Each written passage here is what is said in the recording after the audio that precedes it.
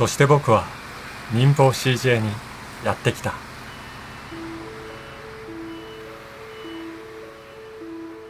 民放 CJ 是从水源路开始，经过和平西路、重庆南路、罗斯福路，接到中正纪念堂的一条约2.4公里长的路。当我搬到台湾的时候，第一次租屋的地方就是宁波西街跟重庆南路这边，大约住了2年，所以我在这里有很多的回忆。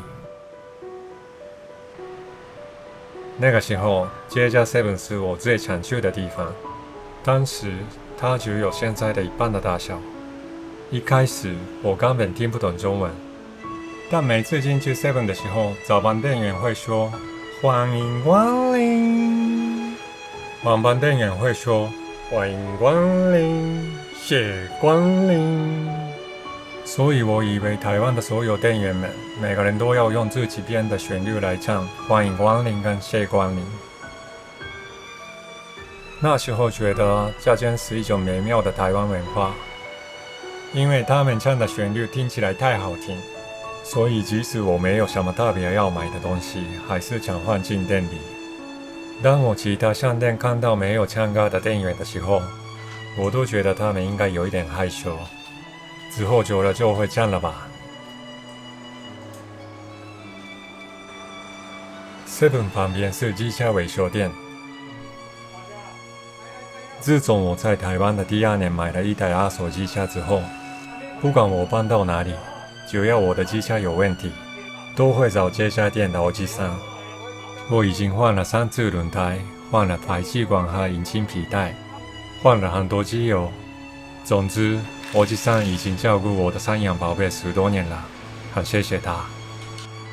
这台车看起来蛮破烂，但多亏了欧吉桑，他的引擎状况良好，所以我不知道什么时候可以让他退休。希望他可以一直陪着我。以前也常常来机车维修店旁边的小吃店，这里的老板和老板娘是一对非常亲切又恩爱的夫妇。这家店我最爱的就是卤肉饭，每次我来这里都会点卤肉饭、烫青菜还有其他肉类。以前我在店里吃的时候，老板跟老板娘常常吃看起来非常好吃的员工餐。印象中，我跟他们说我也想点这个员工餐，他们居然直接分给我一份。现在想想，我真是够厚脸皮的。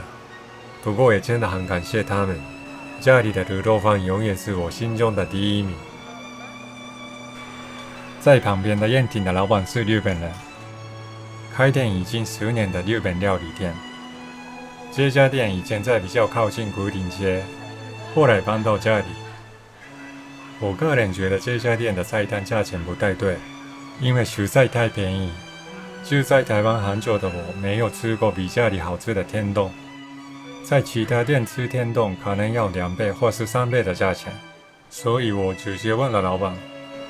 他说，因为我们遇到311的时候，台湾给我们很大的资源，让他很感动，所以为了也回馈台湾，把 menu 里的价钱设定成学生也可以吃得到的价钱。燕亭最贵的餐点也只卖135元。听了老板的想法，也觉得很感动，同时觉得一直支持老板的台湾老板娘很伟大。朋友如果问说台北有没有好吃的日本料理店，我都会跟他们推荐这里。这里我以前真的好常来。四海点心最棒的是店员的笑脸。这里的东西因为他们的笑容，任何餐点都更好吃了。可能听起来有一点夸张，但是我就是这样想的。不管是穿着白色吊嘎的老板、老板娘、老板孩子夫妻，还有其他店员，他们都会笑眯眯地迎接每位客人。他们的笑容让我的一整天很开心。当然，餐点也是好吃的没话说。我最常点的就是虾仁炒饭或是肉丝炒饭，再加一碗蛋花汤。也常常买他们的包子。这附近还有一家吉坤便当，这家的叉烧便当的叉烧是甜点又多汁的叉烧肉。我在日本的时候没吃过这种口味，觉得太好吃了，所以刚来的时候很常来买。只要我需要文具的时候，我都来这家文具店。这里也是我第一次买台湾蓝白拖的地方。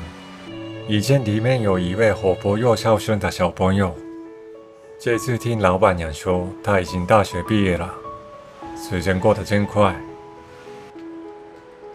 下边以前有一间音乐排练室，因为我在家里常常看到有人拿着乐器在门口聊天。啊，不是这里，在前面。